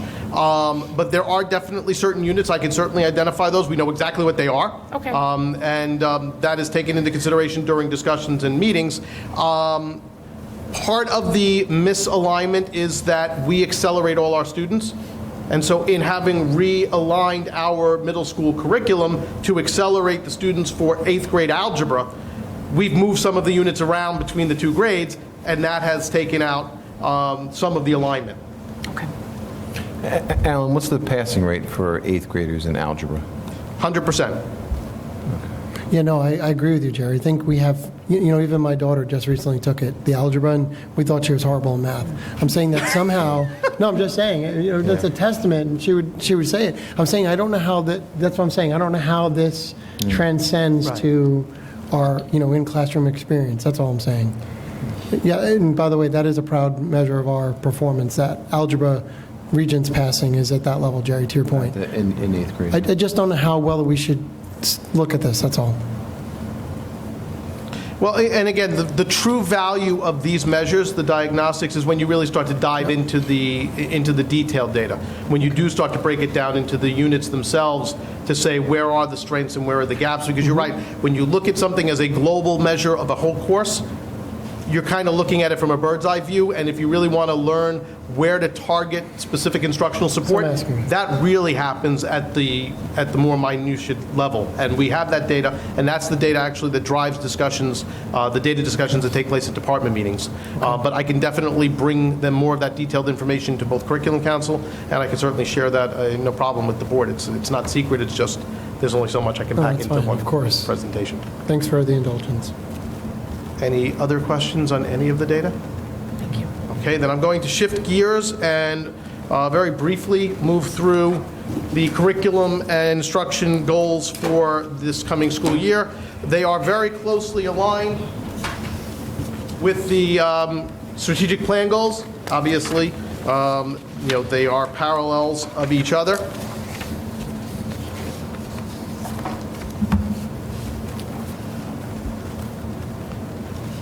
In a sense, these are a subset of the strategic plan, as these only apply to curriculum instruction and assessment. But we are going to continue to use the data, as we just discussed, to drive in instructional decision-making and how we best support our staff. Expanding the use of classroom visitations this year through classroom walkthroughs, formal and informal observations, learning walks, so that we can identify narrow and broad themes to focus our instructional support and to drive conversations on how to best address evidence in our achievement gaps. We're going to seek additional opportunities to deliver professional development in the form of in-service coursework, conferences, workshops, as a means for maintaining our focus on supporting mental health and well-being of our students and staff. And as has been the case for the past several years, we're going to continue to work closely with government entities, our security consultants and district security team to make sure that we're using the latest legal and best practices to create safe and secure practices for protocols for our students and staff, and that includes, on my end of things, regular training and professional development opportunities that are taking place for the staff. For example, back on September 3rd, all staff in the district were trained on the latest protocols related to safety and security to ensure that we started the school year with every staff member that was able to be here on the 3rd, able to get that training. Working closely with a fine arts consultant.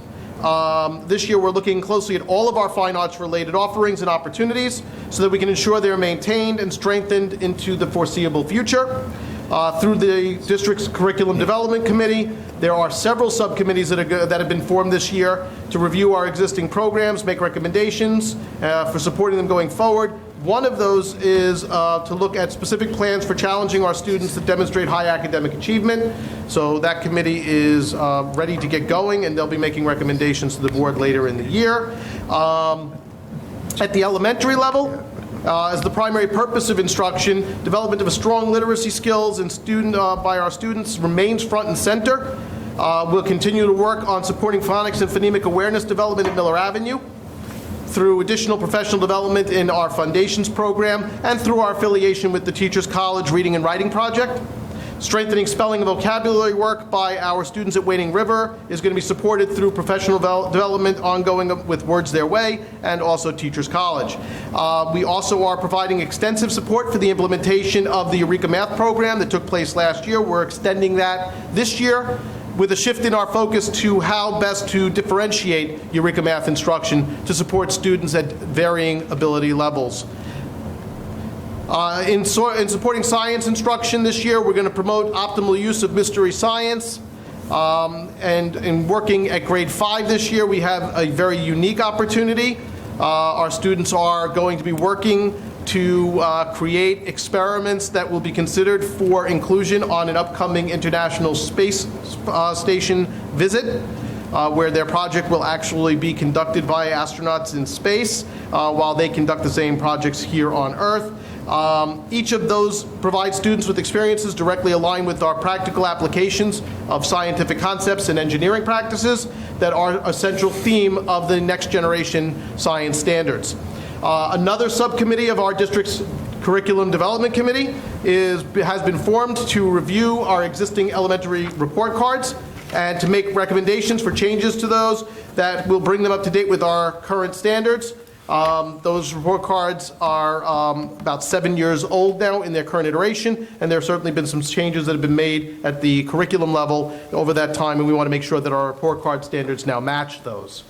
Looking on to the middle school, with the elementary at-risk program now established through the adopted RTI plan that we put into place a year ago, it's time now for us to turn our attention to extending a review of our secondary academic intervention services plan, and a subcommittee of the District Curriculum Development Committee has been formed for that purpose as well. So they'll be developing recommendations for revisions to the secondary AIS plan. Another subcommittee of the District Curriculum Development Committee has been convened to explore recommendations for further strengthening and expanding student access to programming at the middle school. Working closely with our middle school staff and our PPS staff and team, and along with the building administration at the middle school, we'll continue to look for ways that we can deliver lessons, assemblies, workshops, parent events to promote student mental health and well-being. Several initiatives in that regard are already underway at the middle school. Building upon the work that was started last year to expand our parent and student interactions with our middle school support staff, we will continue to have one-on-one programming meetings. Work continues this year to extend those opportunities to additional workshops, meetings to further understand our programs, extracurricular and co-curricular opportunities that students have available to them at the middle school and into the high school, and that work is ongoing.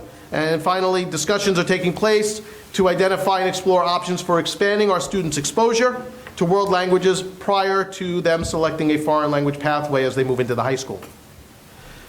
So speaking of the high school, the final subcommittee of the District Curriculum Development Committee that will be meeting this year is going to be taking a look at how we can embed soft skills, quote unquote, into our high school program. Soft skills are those skills that students need but aren't specific to a subject area, so that they have greater exposure to these areas as they begin their high school careers and also as they prepare for work beyond high school. This group is going to be making recommendations for how we can go about accomplishing this, along with the when and the what specific content should be covered within those types of offerings. And again, that group will be coming to the board at some point this year to make recommendations on what that specifically could look like. Can you give me an example of a soft skill? Soft skills could be anything from financial literacy to creating spreadsheets, working in Google Docs. The kinds of skills that application skills that students really need, but we don't specifically focus. Things like coding, where there are the skills that have been identified by colleges as expected for students to be having some level of proficiency, but of which we don't have a specific point in our curriculum where that is a required component. They're not embedded in the other classes? They are, but not in a way in which we can ensure that all students have had the opportunity to not only have the chance to use those skills, but are actually able to ask questions about specifically how do we use that skill. What is, for example, social awareness and social media awareness? When do we teach them what is considered to be proper protocols? How do when do they learn exactly what the right way is in which to address an email? And it's not, hey, what's up? But you would, I'm sure you would not be surprised by the way in which our students necessarily communicate and what they might consider to be an acceptable communication method that when they get out there into the world and they are applying for internships and they're applying to go to schools, won't fly.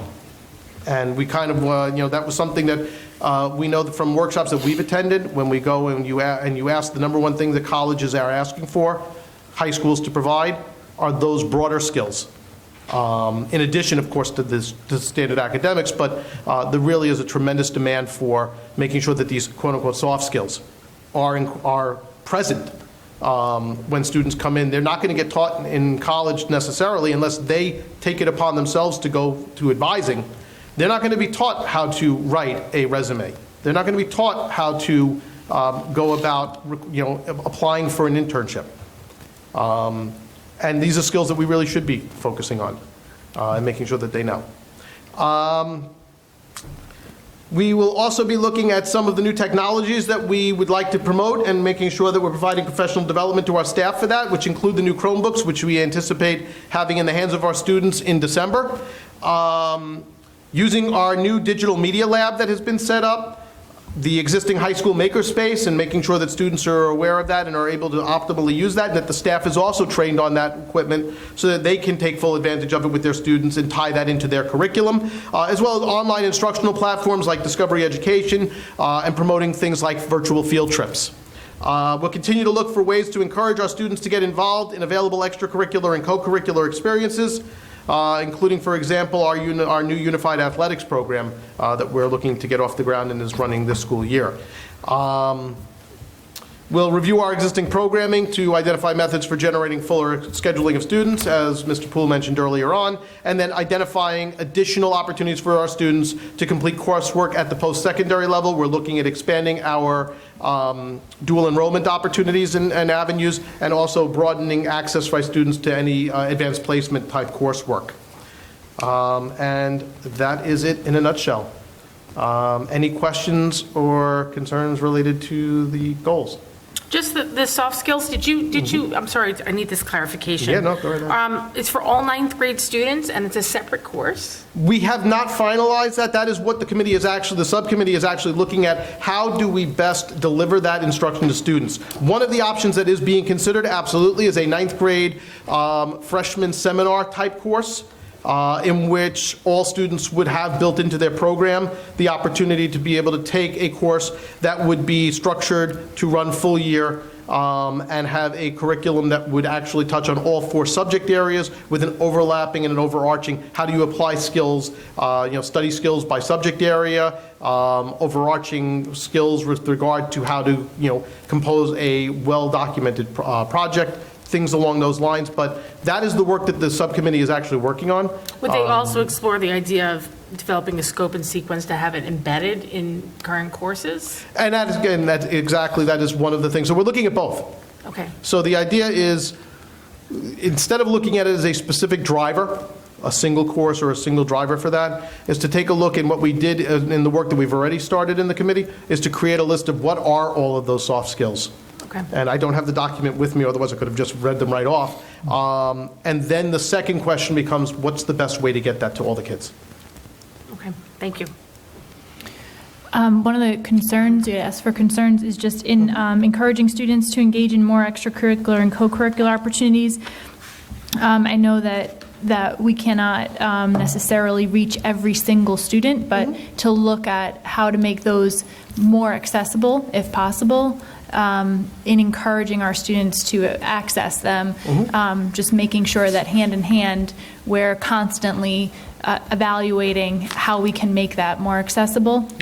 And then the other concern is just in our efforts to capture the students who might be, most in need of extra support, and in enhancing the outcomes for students who are at the highest end of our spectrum, just not losing sight of the average students and the students who might, even within that subset, fall below average in some subject areas and remain average or higher in other subject areas, and just how to best capture those students throughout the year as we're looking at this data, and then how to best reach them, going forward within the strategic goals.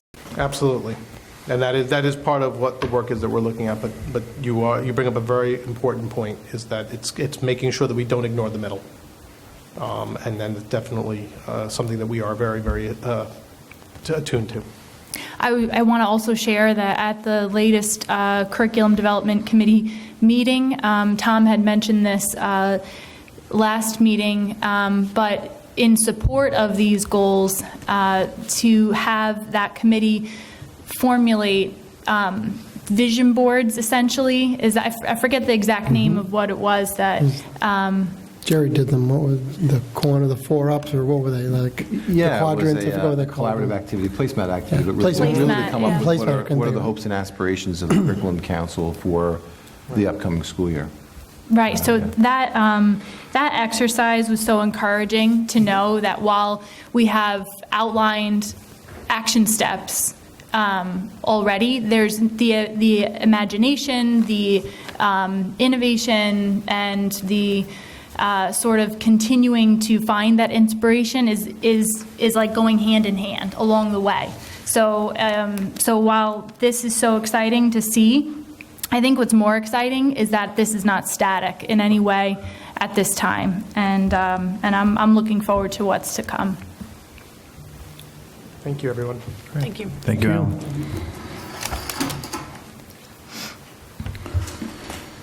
Okay.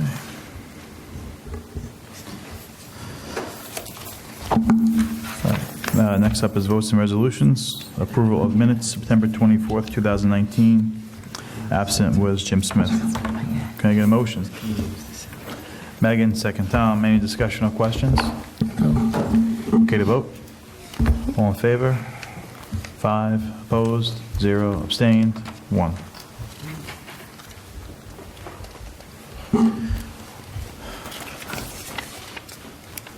For some reason, we have policies on tonight's agenda, so I want to yell at Katie Anderson for allowing that to happen.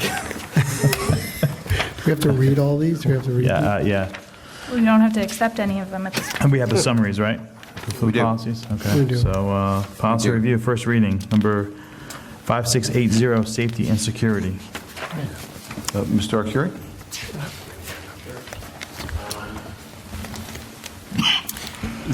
The above policy addresses specific items related to school security, providing safe and secure environment, and written plans to ensure safety, responsibility of staff to report threats, responsibility of the district regarding hazardous materials, and responsibility of the district to implement safety and security awareness.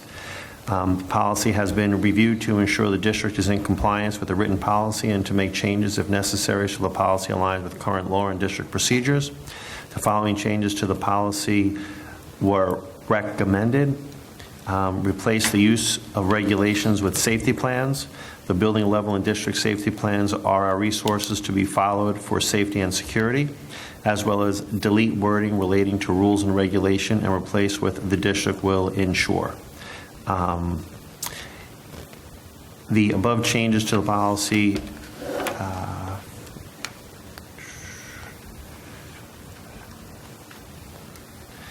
and in addition, in order to be compliant with the policy, the district will include this policy in the employee handbook in future years. So the only 2 changes related to replace the word regulations with safety plans and delete wording relating to rules and regulation and replace with the district will ensure in paragraph 7. Okay. Thank you. Yep. Next up, policy number 5681, school safety plans. Mr. Arcuri? Okay.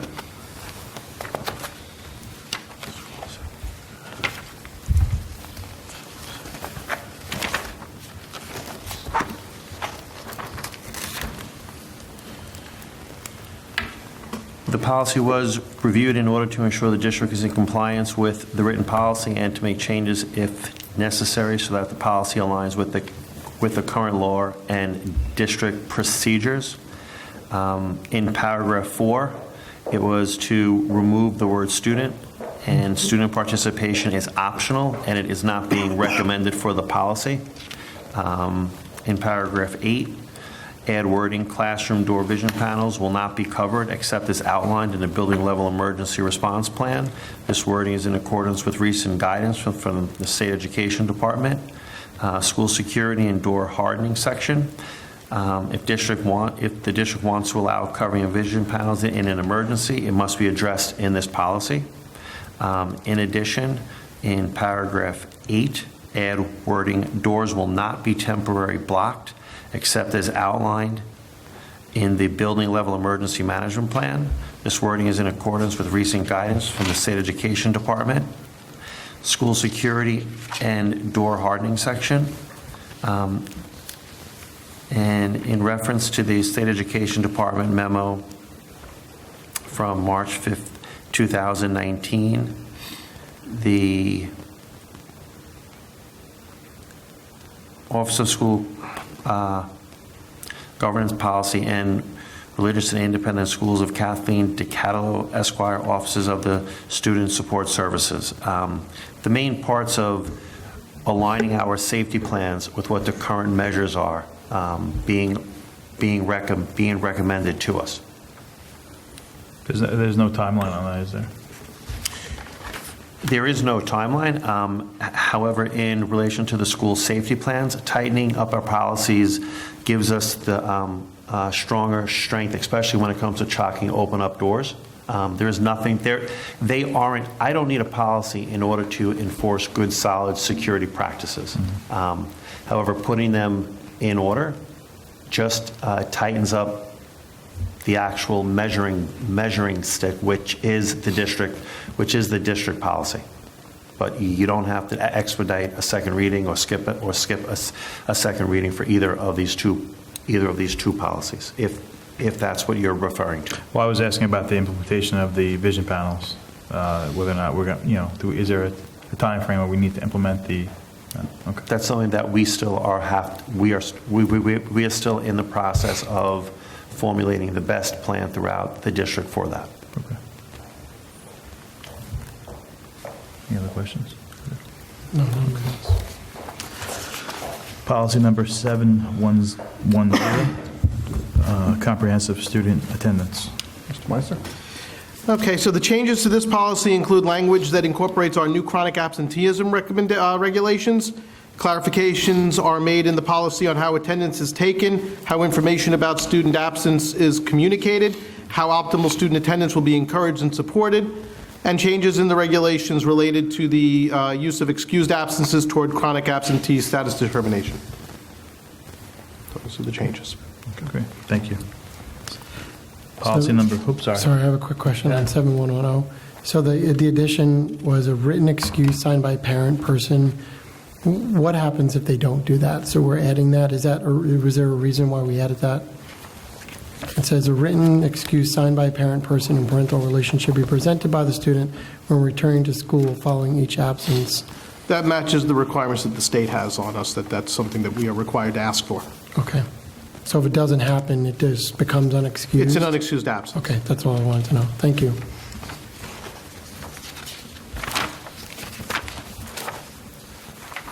And are there consequences as far as whether it's excused or unexcused? It's as far as... That's a good question. Basically, the attendance policy deals with absences that are unexcused absences, and they're leading up to students being eligible to receive credit for a course. So there's nothing about how that might impact a grade. That is totally separate from the policy. Mm-hmm. The policy strictly deals with how attendance is to be taken, communicated, and then what the requirements are. So, for example, any student that misses more than 10% of the attendance days for the school year may be considered for denial of credit for the course due to excessive absences. So that's where that comes from. And excused or unexcused, the difference there is that those can be taken into account differently when a decision is rendered as to whether or not to deny credit due to excessive absences.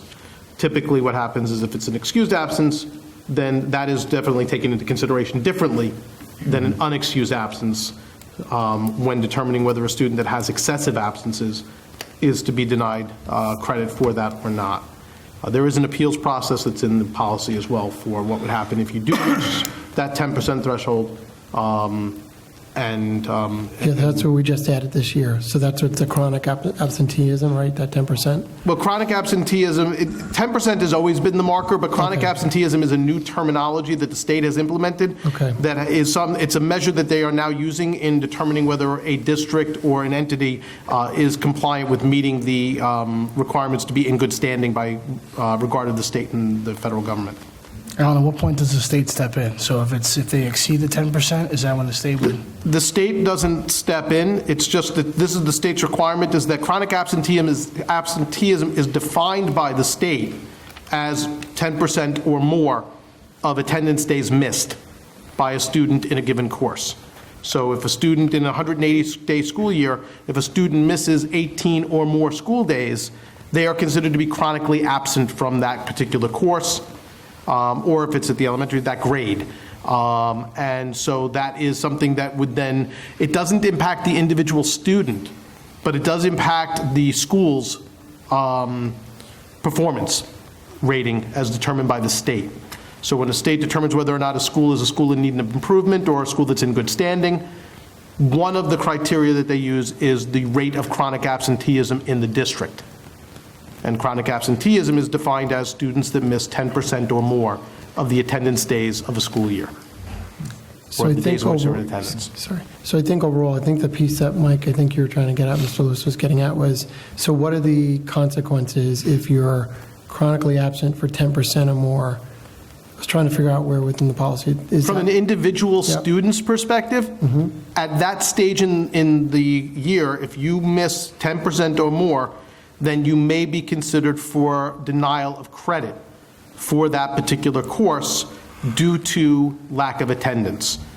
There is an appeals process, and in most cases, depending upon the circumstances, if there are extenuating circumstances, the denial of credit is usually not issued unless a student is failing the course, or there are other factors that are impacting why they should not receive credit. But if you miss an excessive number of days in school, the concept is that even if you make up the work, and in chronic absenteeism is defined by the state, one big change they made is that there is no longer a distinction between excused and unexcused as far as the state is concerned for chronicling chronic absenteeism. So the only thing I would add then, Ellen, is under disciplinary consequences, just add that word. Just add chronic absenteeism, it's missing. So under disciplinary consequences, unexcused absences, tardiness, and early departures will result in disciplinary sanctions. I would just I'm sorry, include- Tom, where are you? Yeah, so right below it, so page 7, yeah, thank you. Thank you. Yeah, page 7. Gotcha. I would just add it there, because there's an intervention unexcused, and there probably could be unexcused there, but for the disciplinary consequences, I would just add that as a result of chronic absenteeism.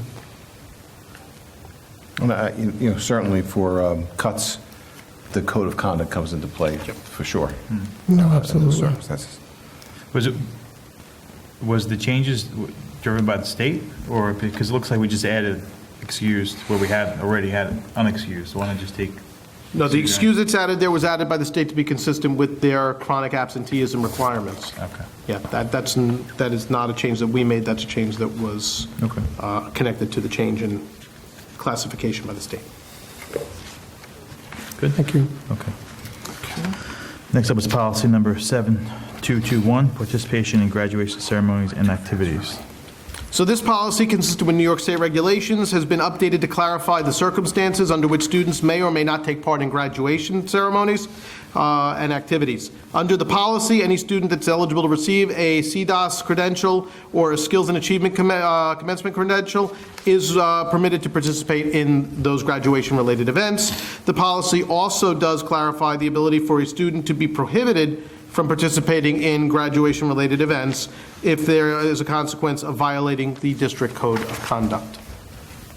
And that is the policy. Okay. Next up, policy number 7530, child abuse and maltreatment. So the changes to this policy primarily focus on the process for reporting child abuse or maltreatment. It extends the existing reporting requirements to additional staff groupings, including physical therapists, occupational therapists, speech-language pathologists, teacher aides, school resource officers, as well as any person that's involved with the transportation of students or employees, volunteers to another school district. Procedures for reporting any alleged occurrences of child abuse or maltreatment are provided within the policy, as are the training requirements that are incumbent upon the district staff and any bus drivers employed by entities contracted by the district. Finally, any contractors, district agents, employees are prohibited from assisting anybody that has, in getting a new job, that has engaged in sexual misconduct involving a student or minor. Ellen, does this include our security personnel, or is that just covered under just a generic blanket for the They school? are covered under this as well. They are a subcontracted service, or they're actually directly employees of the district. In terms of the bus company, do we provide this training to the bus company, or how does that work? We Just actually curious. provide the policy to them. Their own internal policies regarding child abuse and maltreatment from their policy manual aligns to the New York State guidelines. Okay. Thank you. Okay, so that's our first reading. We'll keep it on for a second reading for next. I know Rob's not here, so we'll leave it on there. So it's approved first reading? Mm-hmm. Okay. Okay, next up is the adoption of resolutions.